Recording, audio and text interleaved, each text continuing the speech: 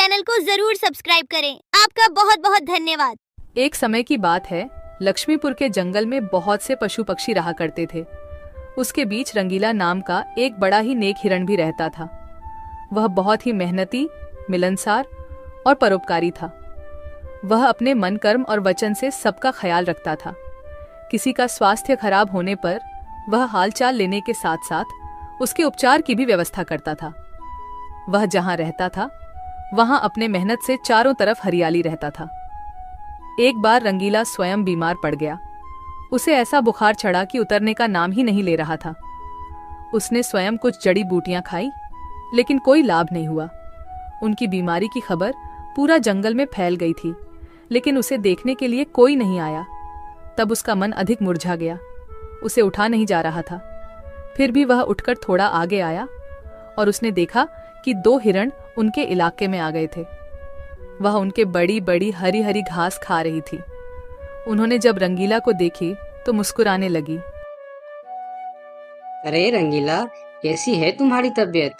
हम लोग तो तुमसे ही मिलने आए हैं, तुम्हारा हालचाल जानने आए हैं। हाँ रंगीला, मैंने सुना तुम्हारी तबीयत बहुत खराब है, तो हमसे रहा नहीं गया, इसीलिए चले आए हैं। अब बताओ, कैसी तबीयत है तुम्हारी? तबीयत में कुछ सुधार नहीं आया है, अब कोई दूसरी दवा लेनी पड़ेगी।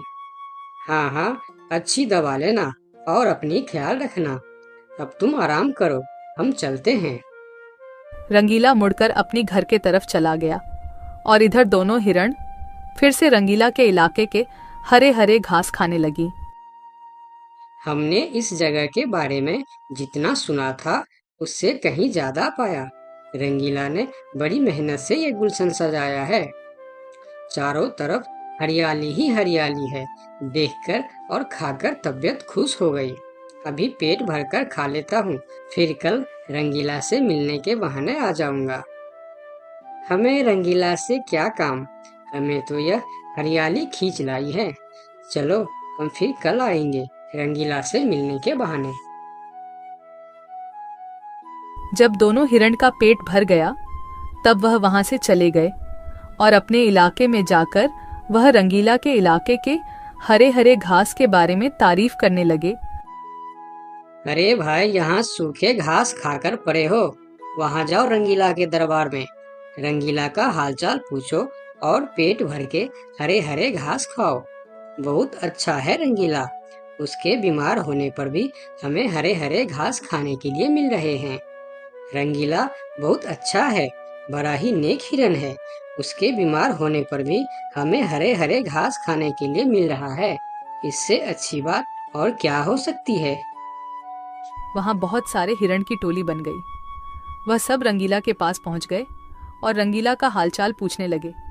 पहले तो रंगीला को इस बात की बहुत खुशी हुई कि कितने सारे लोग इनके हालचाल पूछने आ गए, लेकिन उसके बाद का नज़ारा देखकर रंगीला का सर चकरा गया।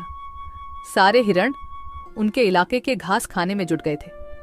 कुछ हिरण तो फल भी खा रहे थे। उनके पास सर उठाकर इधर उधर देखने की भी फुर्सत नहीं थी।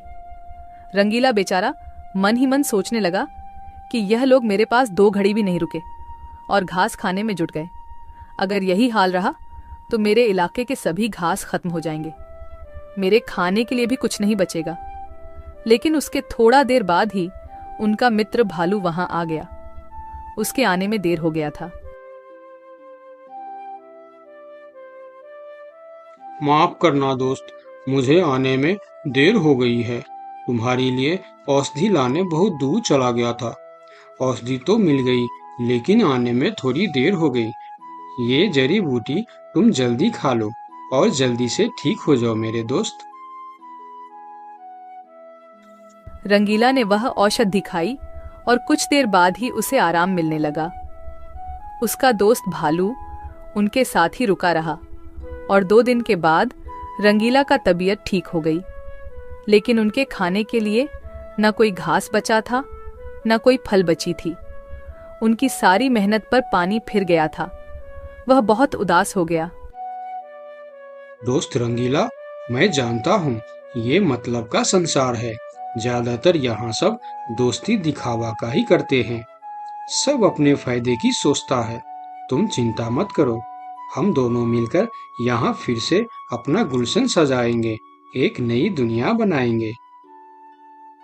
इस कहानी से हमें यह सीख मिलती है कि मन में कपट रखने वाला मित्र शत्रु से भी ज्यादा खतरनाक होता है। दोस्तों, मेरे चैनल को जरूर सब्सक्राइब करें। आपका बहुत बहुत धन्यवाद।